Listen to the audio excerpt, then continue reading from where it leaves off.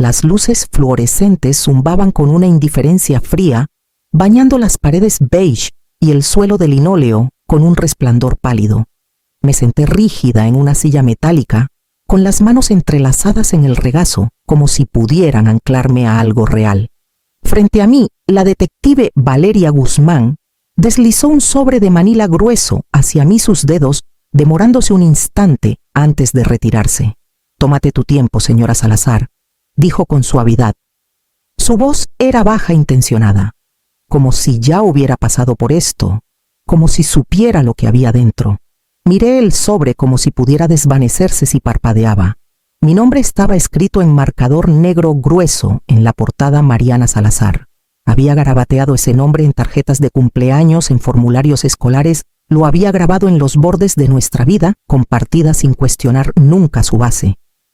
Pero ahora se sentía extraño, como la firma de alguien más en el futuro de alguien más.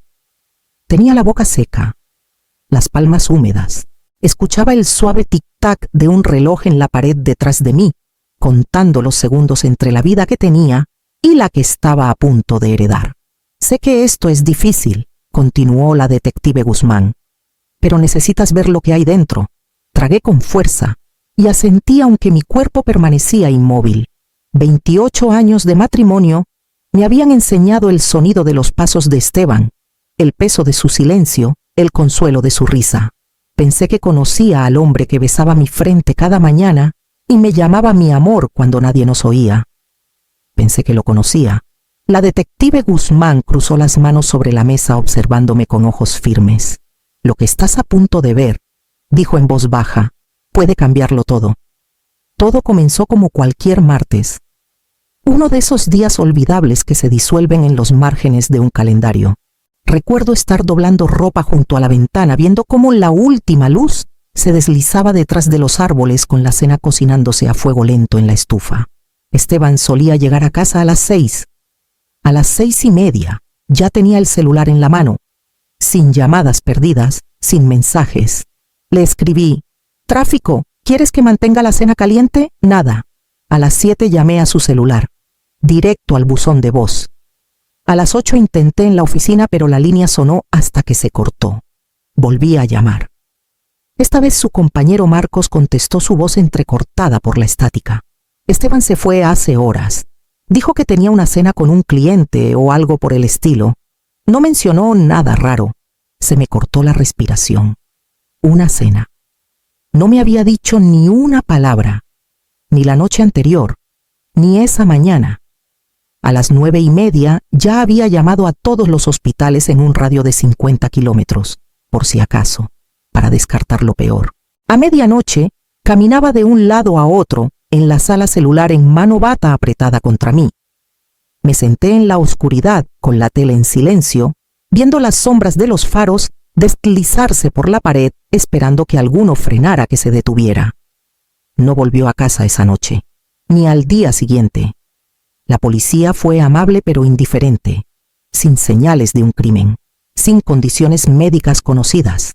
A veces los adultos solo necesitan espacio, dijo el oficial con suavidad, como si eso explicara por qué mi esposo desapareció sin decir una palabra. Pasaron 2 días como un sueño febril. Y luego, el jueves por la tarde, la puerta principal se abrió.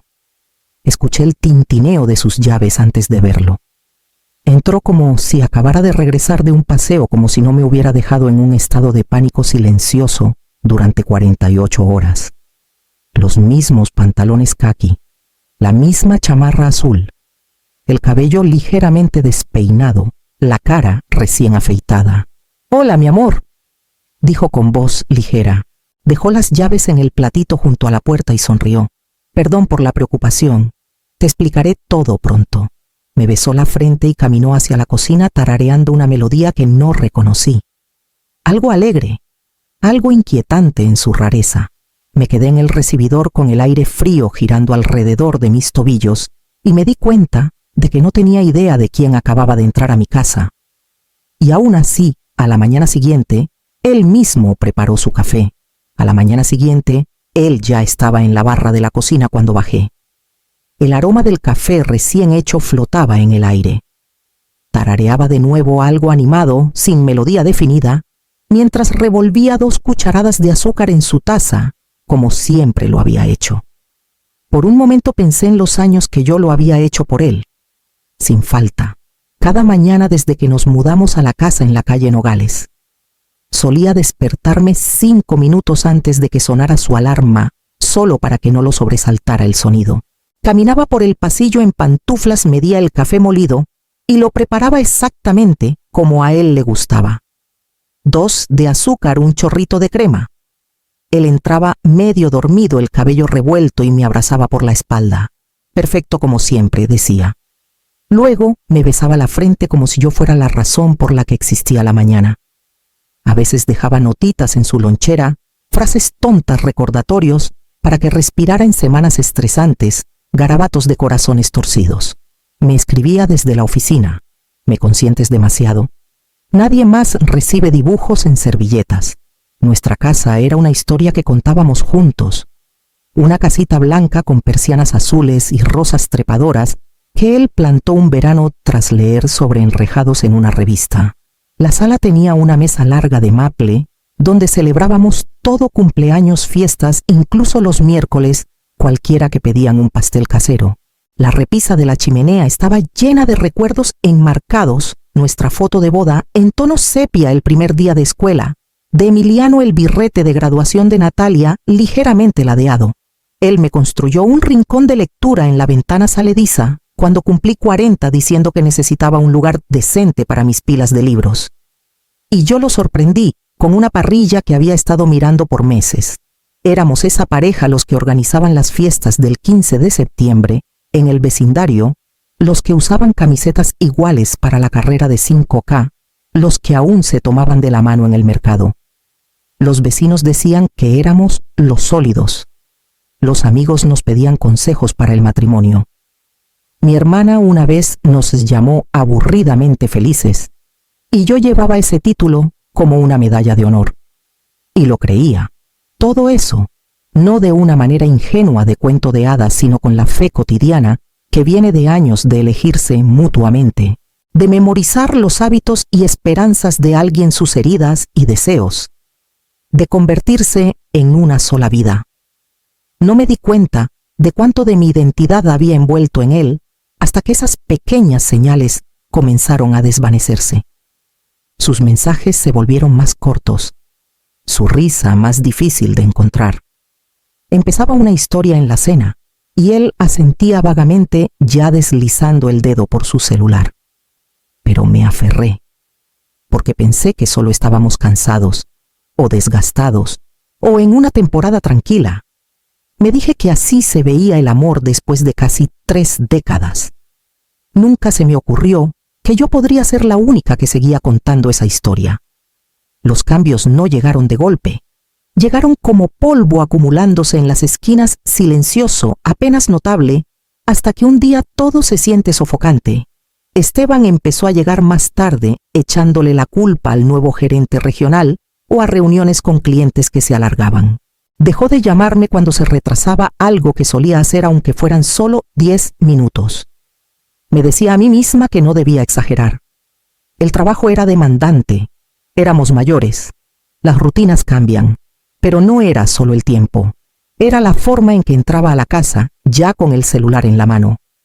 La forma en que gruñía en lugar de saludarme o se olvidaba de preguntar cómo había sido mi día. Durante la cena apenas tocaba la comida. Le preguntaba por sus reuniones y él daba respuestas vagas con los ojos saltando hacia sus notificaciones. Cuando Emiliano llamó desde la universidad para contar que había conseguido una pasantía, Esteban pasó el celular en minutos. «Dile que lo felicito», murmuró ya de camino al garaje.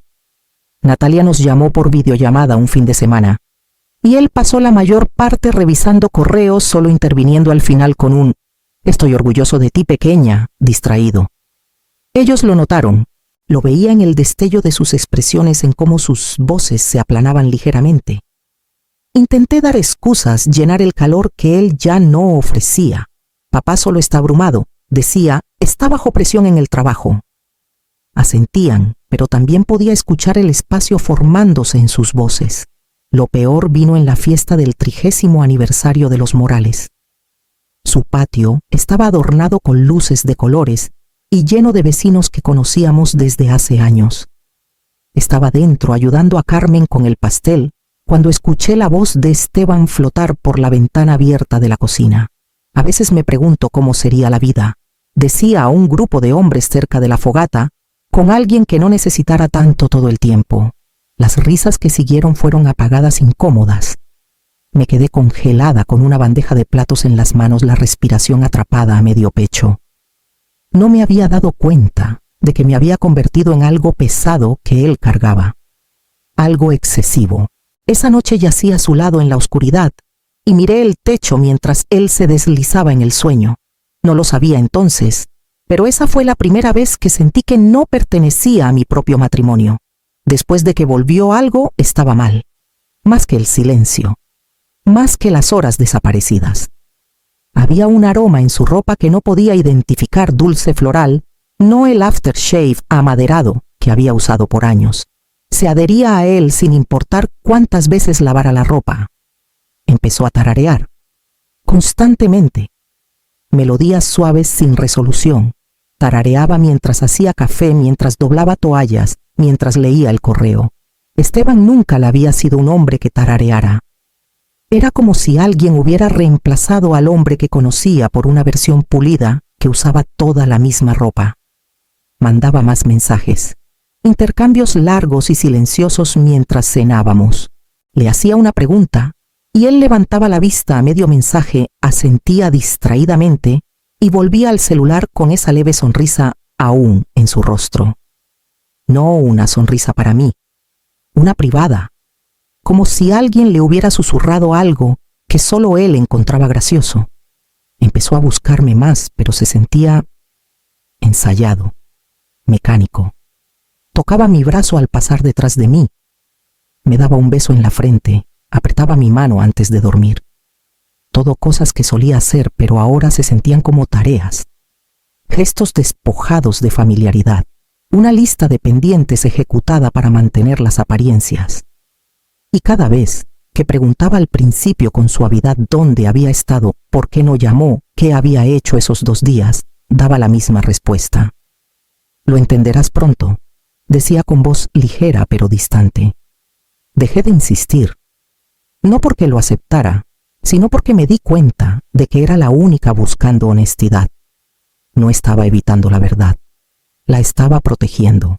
Una noche lo observé cepillarse los dientes tarareando de nuevo.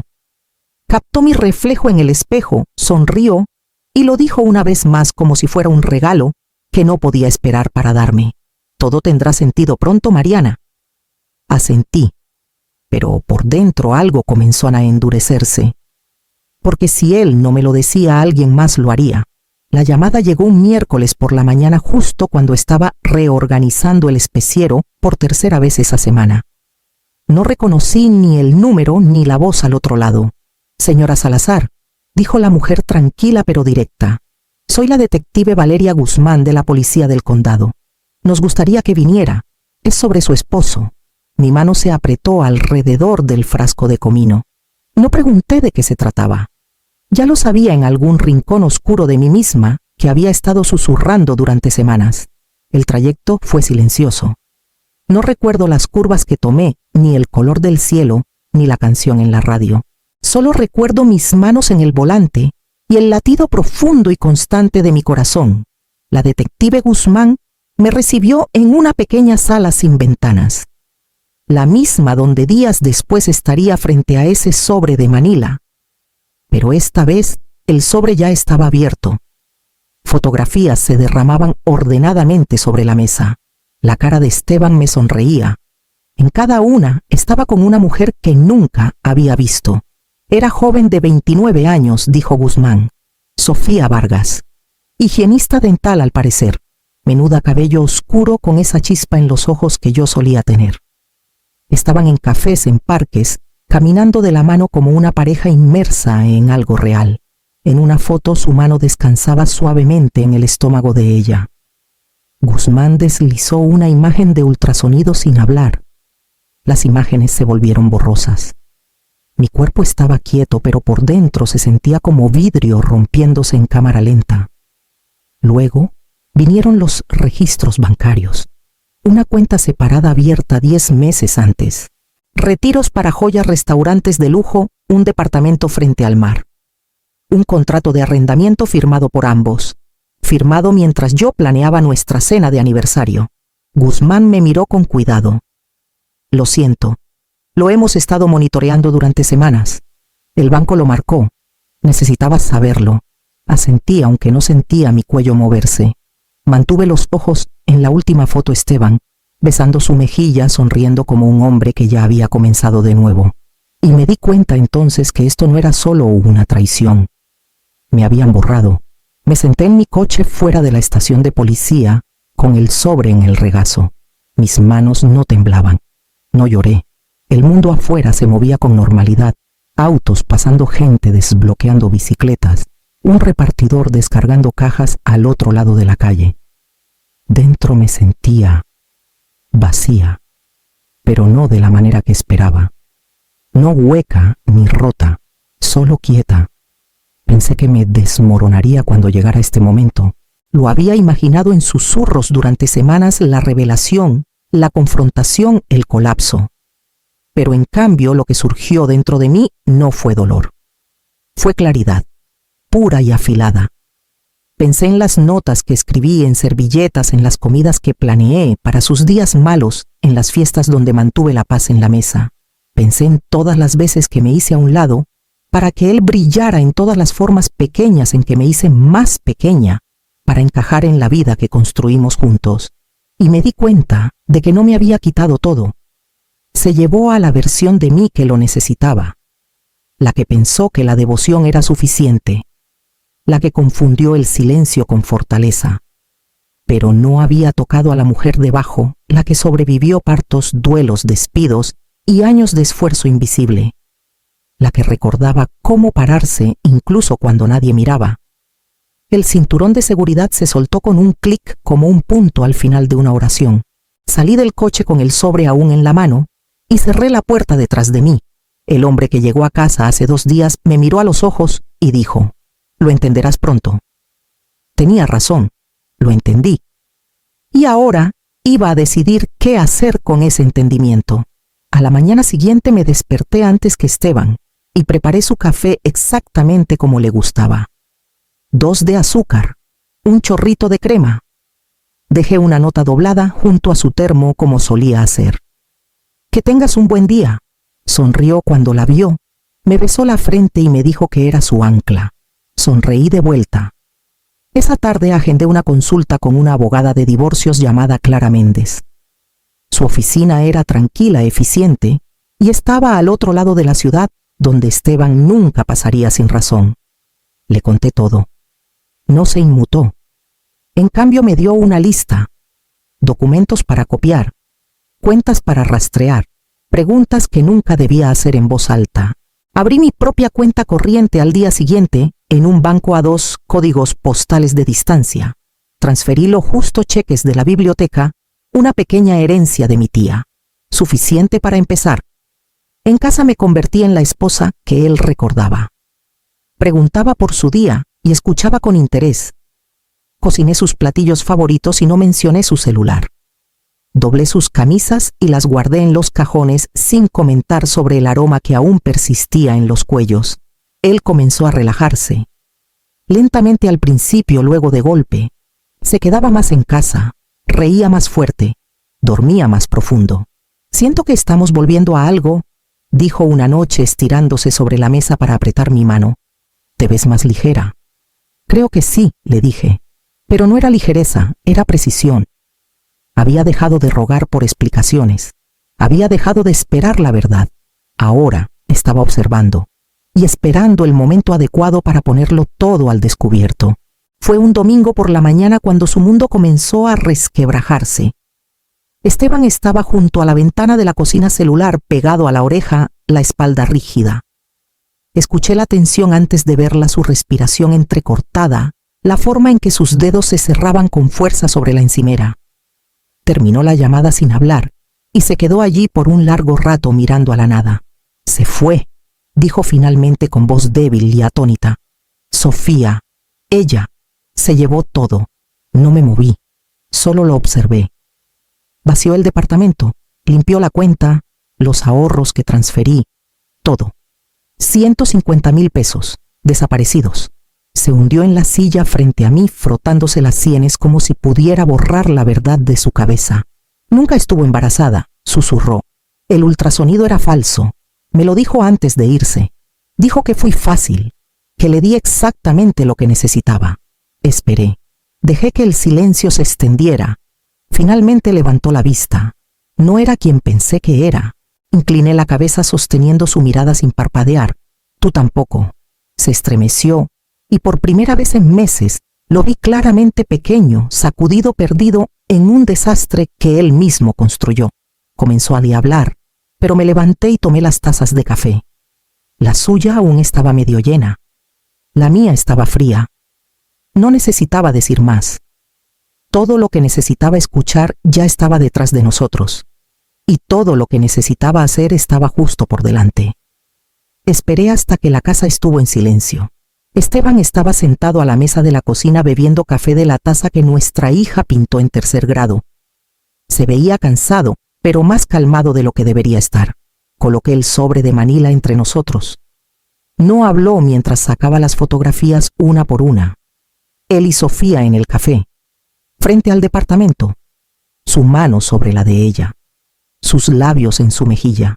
Deslicé la foto del ultrasonido al final. Lo sé todo, dije con calma. El departamento, las transferencias bancarias, el embarazo falso, el momento de todo eso, y la forma en que llegaste a casa sonriendo. Abrió la boca, pero levanté una mano. No estoy haciendo preguntas, Esteban. Te estoy diciendo qué sigue. Me miró como si no reconociera a la mujer frente a él. Empacarás tus cosas, dije. Saldrás de esta casa, hoy. Aún así no lloré. Mis manos no temblaron. No es una petición. Comenzó a levantarse, pero yo ya estaba de pie, ya me estaba alejando. No tenía nada más que demostrar, y finalmente nada más que perder. El departamento es pequeño, pero respira. La luz se cuela por las ventanas cada mañana derramándose en los pisos de madera que yo misma elegí. Las paredes están pintadas con colores que Esteban alguna vez llamó demasiado chillones, naranja, quemado en la cocina, un turquesa profundo en el dormitorio. Se sienten míos. Hay una librería a 3 calles. Paso horas allí los fines de semana deteniéndome en títulos que nunca tuve tiempo de leer antes. La dueña ya sabe mi nombre. Guarda novedades que cree que me gustarán. Emiliano viene cuando está de visita desde la universidad. Natalia me trae suculentas en macetas diminutas y me llama todos los domingos. Ambos dicen lo mismo de diferentes maneras. Te ves más tú. Creo que tienen razón. El anillo de bodas descansa en un cuenco de cerámica junto al fregadero. No lo escondo. Tampoco lo uso. No es vergüenza ni arrepentimiento. Es un registro, un recordatorio, un hilo de la vida que alguna vez viví y de la mujer que superé. Él se fue por otra vida. Yo encontré la mía.